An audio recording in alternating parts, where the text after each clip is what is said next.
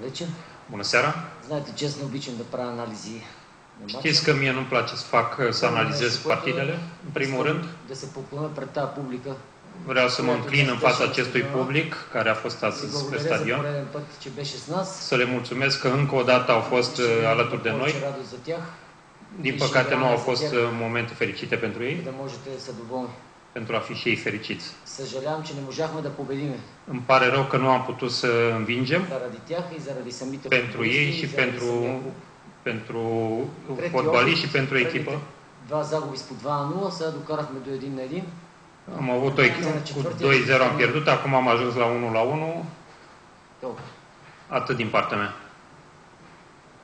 Имате думата за въпрос.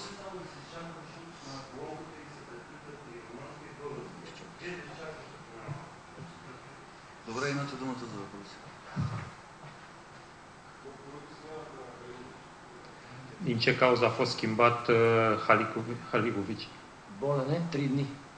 Este bolnav de 3 zile. Но излезе да играе. Dar a ieșit Знаем, че има проблеми. să joace. Стомашно разстройство. Știm că are probleme. Което може. Знаете, че не е на какъв етап дойде в нашия отбор, но въпреки всичко, мисля, че излезе, даде каквото можа. Вижда се, разбира се, че още няма достатъчно синхрон с Косо Стоянов и въобще в защитата. Все пак не знам дали осъзнавате, че от миналата година имаме 4 нова човека в отбора. Почти половината отбор е това. Трябва така време, за да може те да се сработят по-добре.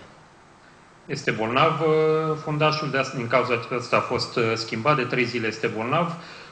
Mai sunt și încă 4 jucători noi, aproape o jumătate de echipă și încă nu s-a prelucrat sistemul în totalitate. V-au predat un fotbalist astăzi? Неведнъж съм ви казал, никога индивидуално знаете, че не говоря и за добро, и за лошо. Știți foarte bine că niciodată nu vorbesc individual. Като цяло как играе. Разбира се, някой матч единия дава повече, другия дава по-малко. Трябва да се стараме да докараме нещата до такива матчове, където всички да дават заедно 11 човека да играят. Когато направим това ще победим изцяло. În fiecare meci, în fiecare partidă, unii joacă mai bine, alții mai puțin bine și când vom ajunge să jucăm toți 11 la același nivel, atunci o să învinge și pe Steaua. Аз, както казах и още в Румъния, традициите на Steaua, това, че играят всяка година в групите на Шампионска лига или Лига Европа, колко компактно седат, колко добре играят, организирано. Един средноевропейски клуб, доколко разбирам сега, имат и още няколко други техни отбори ще се класират в групите, имат участие в Шампионска лига, така че ние всички заедно трябва да помислим въобще за развитието на българския футбол за напред. За да можем да се мерим с тия страни средноевропейските. După cum am spus și după prima partidă, tradiția și-a spus cuvântul, Steaua arată mult mai bine, mult mai compactă. După câte am înțeles, astăzi mai sunt câteva echipe românești care s-au calificat în grupele Ligii Europa, au și echipă în Liga Campionilor și vom avea mult de lucrat, avem ce să învățăm pentru a putea să ne luptăm cu echipele din regiunea aceasta.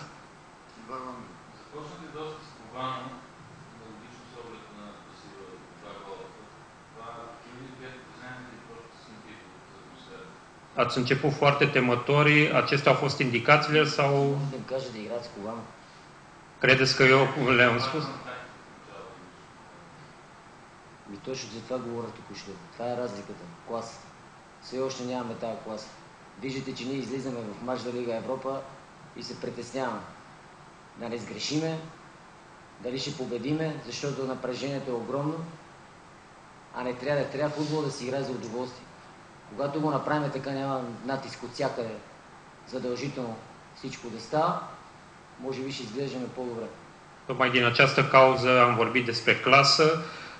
Noi intrăm în meciurile de Liga Europa și intrăm temători și trebuie să ne modificăm mentalitatea. Трябва да го осъзнаем всичките. Аз преди матча казах, че искам да играят футбол, да се забавляват. Спокойно. Да излезат и да се забавляват. Защото футбол трябва да създава радост. А когато играем на сила от всякъде притиснати, дали да не сгрешиме, дали днес какво ще стане, ще свърши ли света, утре какво ще ни направят по медиите, по вестниците, и това е за това напрежение. Și Și încă de la început le-am spus jucătorilor să iasă să joace fotbal, să joace din plăcere și nu să intre temători.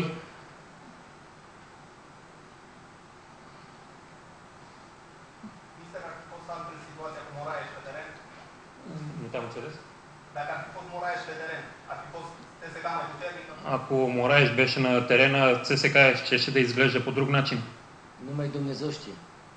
Само Господ знае. Други въпроси? Alte întrebări? Ако няма, благодаря ви за вниманието и приятна вечер. Ce lipsește în jocul echipei CSKA? Казвам не веднъж, че трябва много да работим. Липсва дори, ако ще тази дисциплина, която видяхме днес от отборна стяла. Видяхте как прибрано играят цял матч, дисциплинирано, знаят за какво са излезли. Това се поражда от тази класа, от този международен опит, който имат всяка година от тези играчи. В прав текст просто ви казвам, все още сме далече от класата на тия отбор. Încă suntem departe de clasa acestor echipe, ne trebuie mai mult curaj, mai multă clasă. Може утре много хора да ме обвинят в това нещо, но Fiecare să înțeleagă cum vrea. Опитваме се да се бориме, да правим каквото можем. Но на този етап това са ни силите. La ora actuală acestea ne sunt forțele, acestea ne sunt puterile. Și sunt tot timpul deschis la maximum.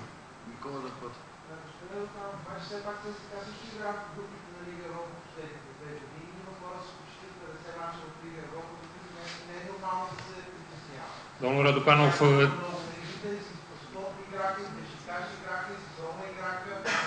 CSKA totuși... Сега не изпадаме в детайли.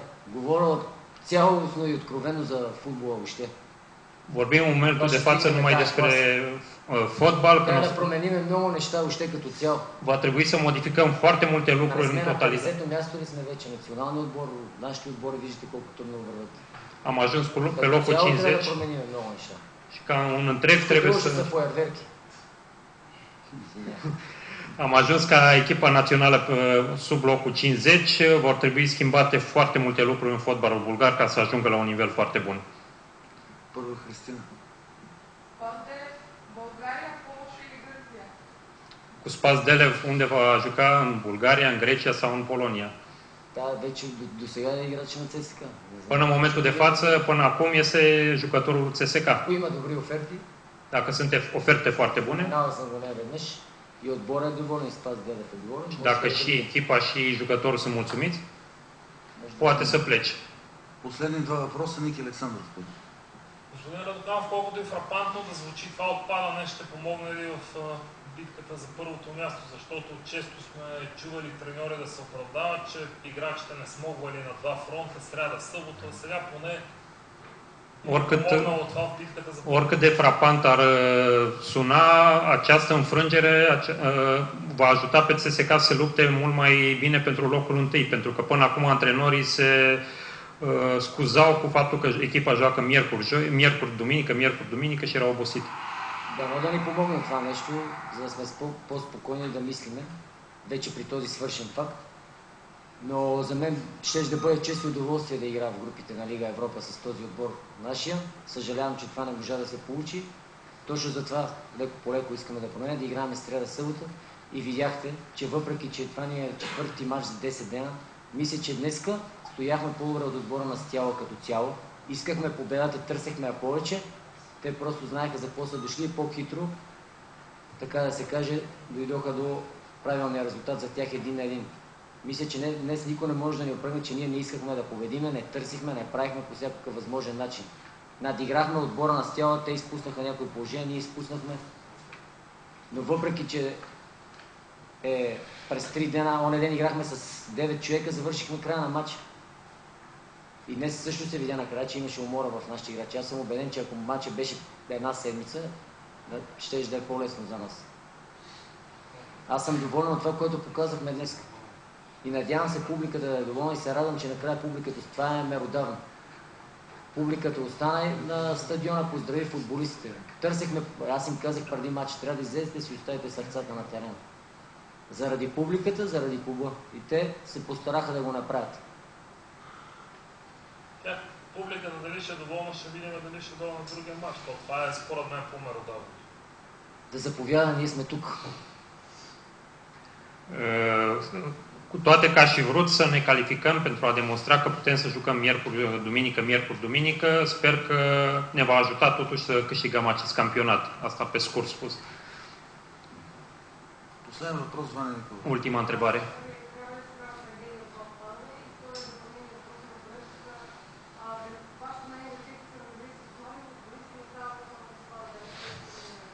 Dacă urmează să vă despărțiți și de alți fotbaliști importanți sau este vorba numai despre Спас Делев? Ето тук дори ако ще да започнем във футбола, това обичаме да питаме, нали, какво ще стане, ще правим ли трагедии. Аз не искам да правя трагедии и казах, футбола няма да свърши с този матч. Миналия ден им казах, губиме, дигаме главите и този матч остава, в която искате европейска държава, остава тази вечер и от утре се гледа към другия матч. И се отива да се побеждава и да се работи, а не се правят трагедии. Ние в България така сме свикнали, затова няма да играме в Лига Европа. Отделно, дали ще продадем на някои играчи, ако има добри оферти, всеки може да продадем. Nu vom face nicio tragedie din această înfrângere. Încă de ieri le-am spus jucătorilor, chiar dacă vom pierde, vor trebui să ridicăm capul și să continuăm mai departe. Și referitor la dacă vor fi vânduți alți jucători, depinde de oferte. Като цяло мисля, че трябва да започнем да променяме много неща. Въобще в организацията, в базите, в развитието на футбола, за да можем в скоро време да се борим.